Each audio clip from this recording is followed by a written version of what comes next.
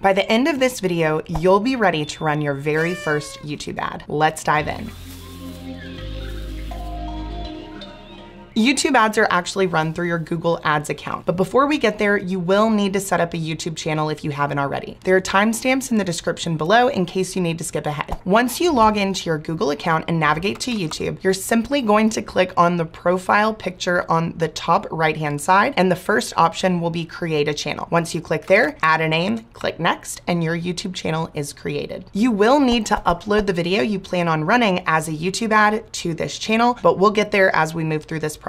You'll now need to create your Google Ads account. You can visit ads.google.com to get started. Simply click on sign in. I do recommend that you use that same Gmail login for your YouTube channel as well as your Google Ads account. You'll then click on the button that says new Google Ads account, and it will start to create your account for you. On the next screen, your Google Ads account will give you a few options. You do have the option to connect your Google My Business account. If you already have the YouTube video that you want to run as a YouTube ad uploaded to your new YouTube account, you can select your video and it will ask you for the video URL. If you do not yet have the video you'd like to run, select your website and go through the prompts one by one about your business information. The prompts may ask you about budgets and different ad copy for your new Google Ads account. You do not have to use these options for the YouTube ad you plan to run, but select whatever you want on these prompts to simply move through the setup process, and then we'll be able to create the ad that you intentionally want to run on YouTube. Now that you've set up your Google Ads account, you need to link the YouTube channel that you created to the account. You'll do this by simply navigating to the Tools and Settings button at the top right and clicking on the Linked Accounts option. You'll then see YouTube channel, and I'm simply going to click Manage and Link. Click on the blue plus button and either find your channel name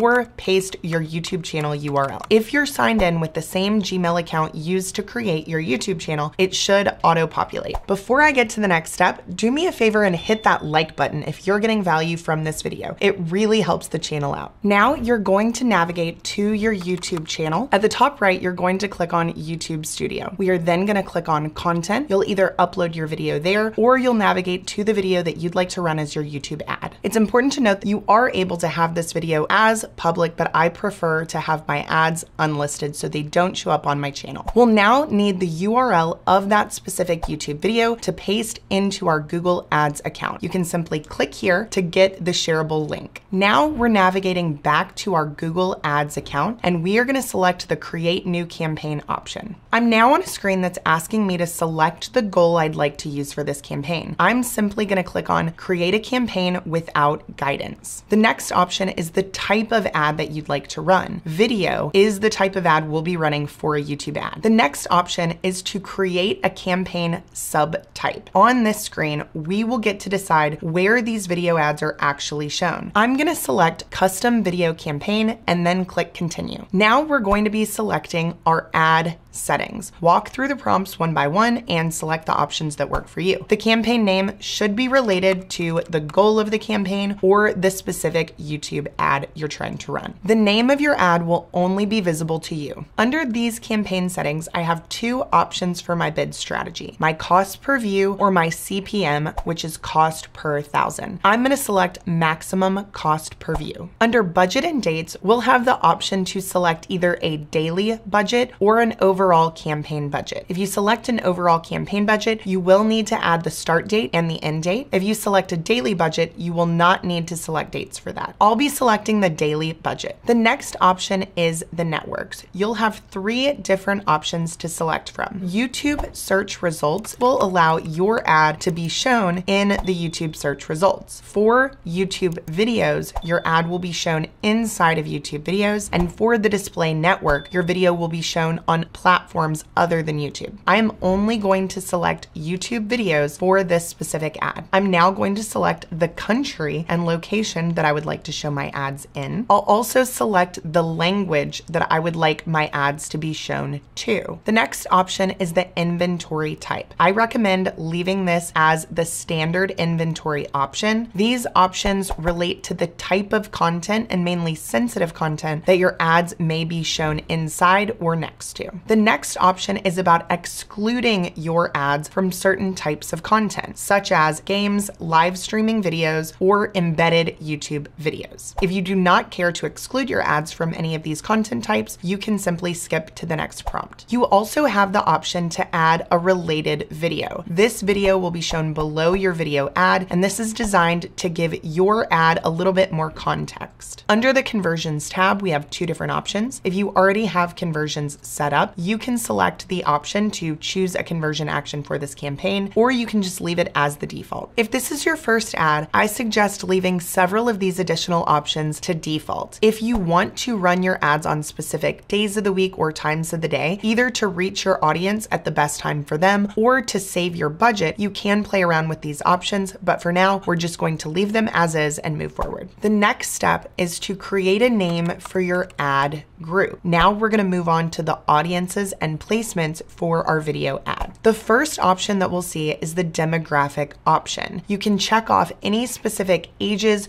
genders, or household income levels that you would like to target, or you can leave them all selected and we can continue to segment those audiences at the next tab. I'm now under the audience segments tab. Under this tab, we are able to select the type of people that we would like to see this specific video ad. Affinity audiences are going to be related to things that people are interested in. So keep in mind that YouTube is the second largest search engine in the world next to Google. That means that they have a high level of data on what people are interested in. These affinity audiences are often very accurate. However, if I click on the Browse tab, I'll be able to see some of those additional audience segments you can choose from, some of which are going to be based on your own personal business data. We're not going to be going through that in this video, but I highly encourage you to check that out. For the sake of this video, we are not going to be selecting any of these audiences as we're going to be targeting based on placements. We'll get into that in just a second. The next tab is listed as content. This still relates to the audiences that your ad will be targeting. You'll have options to target based on keyword, topic, or placements. Placements can be a little bit misleading. This relates to who is going to see your video ad, not just where the ad shows up on the screen. You can select specific YouTube videos, specific YouTube channels, or even websites that these people may have visited. Now we've come to the bidding section. Earlier on, I selected maximum CPV. This is where I'm going to input what the most amount of money I'm willing to pay for a view of this video ad. I'm going to select $1. That is a good starting point for most businesses. You typically are not going to pay $1 per view, but that is giving the algorithm enough wiggle room to be able to show your video ad to a larger number of people without limiting your reach. Finally, we've come to the step where we're actually going to create the video ad itself. I'm simply going to select new video ad, and for this video ad, I'm going to do a skippable in-stream video. I'll have the ability to paste that URL from the specific video ad that I would like to run.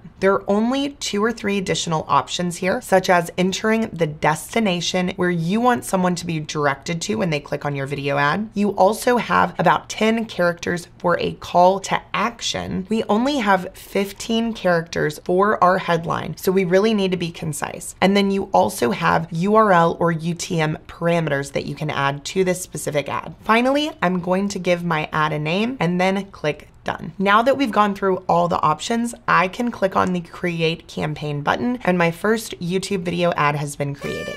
Now I'm simply going to click Continue to Campaign. On this screen, we'll now see that ad group that we created. As long as you see the green dot to the left, it means that ad group is active. And to the right, it should say eligible. If this ad is not approved, you will see that on the ad level and it will say something like rejected. This is going to be pending and under review, so we will have to wait for YouTube to approve this video ad before it starts running, but luckily that doesn't take very long. On this screen, you'll be able to see the number of views you've received, your cost per view, your link clicks, and your conversions. If you are tracking conversions from YouTube ads, there are several ways to do this. First and foremost, you can set up conversions within Google Tag Manager. You also can create a standalone landing page for your YouTube ads so that you know that any conversions coming from that page are a result of your specific YouTube ads. You also can use a call tracking number if you're encouraging people to call your business from the video ad itself. Once your ad is live, you will start to see those analytics rolling in. One of the best ways to improve your analytics is through your video scripting. Watch this video to learn more about that next.